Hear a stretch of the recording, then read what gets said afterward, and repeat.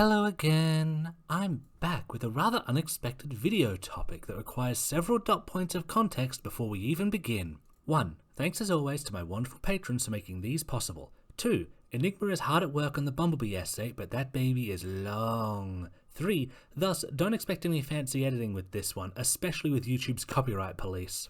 4. The topics I address in this are massive, weighty and complex, and while I have real-world experience through several contexts, this is still going to be very brief and simplified coverage. 5. This will contain spoilers. Now then, on to the show. Gakkou Gurashi, or School Live, is a 12-episode anime, live-action movie, and a fully completed, much longer manga series about central characters Yuki, Kurumi, Yuri, and Miki. They are members of the School Live Club, a club dedicated to fostering independence in its students by letting them live at the school and serve as caretakers. And no, this isn't just a roundabout way of getting free labour. In fact, this is very much学園生活部で飼ってるの。なんだよそれ、先に言えよ。てか学園生活部、なんでもありだな。太郎丸どこでも入っちゃうんだよ。前足でパーンって扉開けて。本当に犬なのかよ太郎丸。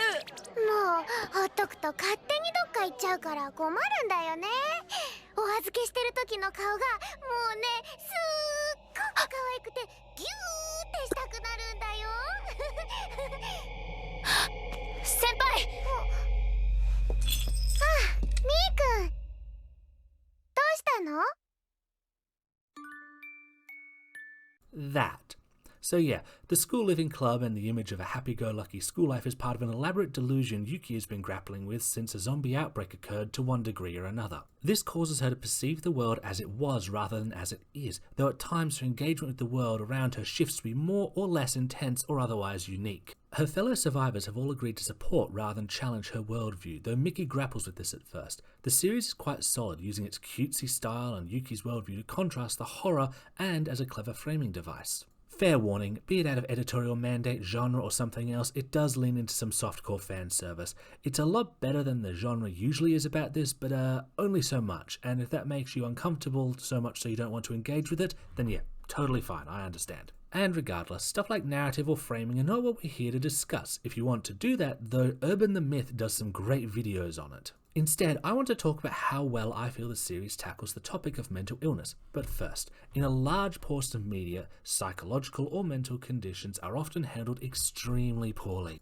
First off, you have demonization. This comes with people misusing the term psychopath and the general portrayal of those with mental health issues as malicious, violent, and dangerous. Second, there's misery porn, which either focuses on the horror suffered by the person in question and nothing else really, or on the family, friends, loved ones, or caretakers, and in that case is pretty much always about how noble they are for doing this. Oh, the self-sacrifice of it all. Third, and because of horseshoe theory, we also get inspiration porn, i.e., oh, look at what this person did despite their condition. If they can do this despite their condition, then you can too. This person's the special exception to others with this condition. And fourth and finally, there's the cure narrative, which, like all of the above, crosses over heavily with several other communities and is generally very unseemly in how it treats a person like a broken machine needing to be fixed rather than a person who deserves respect in their own right. If you notice these are all really dehumanizing, then yeah, that's accurate and it's a problem. It's also what makes School Live so unique in my eyes. Barring Miki, who grows to understand and even appreciate the dynamic Yuki and the others have,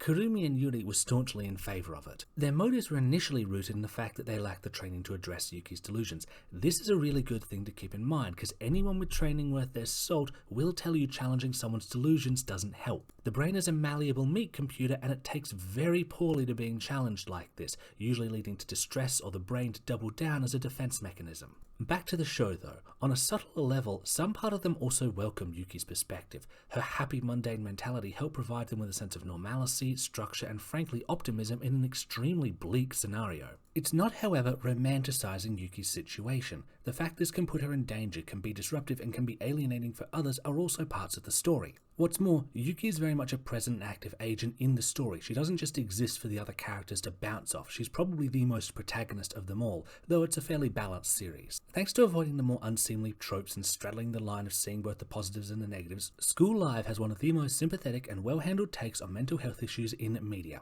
The manga even takes this further, with the stress steadily getting to Yuri as the series wears on, causing her to start falling into a similar state to Yuki, particularly by taking on a stuffed bear that she hallucinates as her now mute sister. The way Miki and Kurumi discuss this development, which is meant to inform we the audience's perspective on how to view it, is very sympathetic, not pitying or contemptuous, but accepting, which is generally the healthiest attitude for all involved in these situations. Of the tropes it rejects, one could argue it sort of takes number 4, i.e. curing. However, I find that somewhat questionable barring the movie. In the manga and anime, I think it's more open to interpretation and far looser. Yuki did become more aware of her surroundings and circumstances, but it never seemed like a total shift. She was still hallucinating into the last chapter, and other characters still acknowledged Yuri's worldview even when she wasn't present. In essence, Yuki might have become aware of her delusions, but she still lived with them. Whatever the case, these developments seemed more like natural evolution in their perspectives of the world and their conditions rather than any kind of cure. No one slapped them and said, "Face reality," and had it magically work. Aggressive efforts to jerk them out of their delusions were universally shown to be a bad idea and generally rooted in the person in question's own discomfort or a lack of understanding. Thus, it still avoids the usual harmful tropes and framing, I would think, which leaves Gakkou Gurashi as one of the most balanced, respectful and empathic portrayals of living with mental health conditions in media, and I think it deserves credit for that. Thanks for stopping by. If you'd like to help fund more episodes like this, then please swing by my Patreon, and if you'd like to commission 3D models, then please hit up my Ko-fi.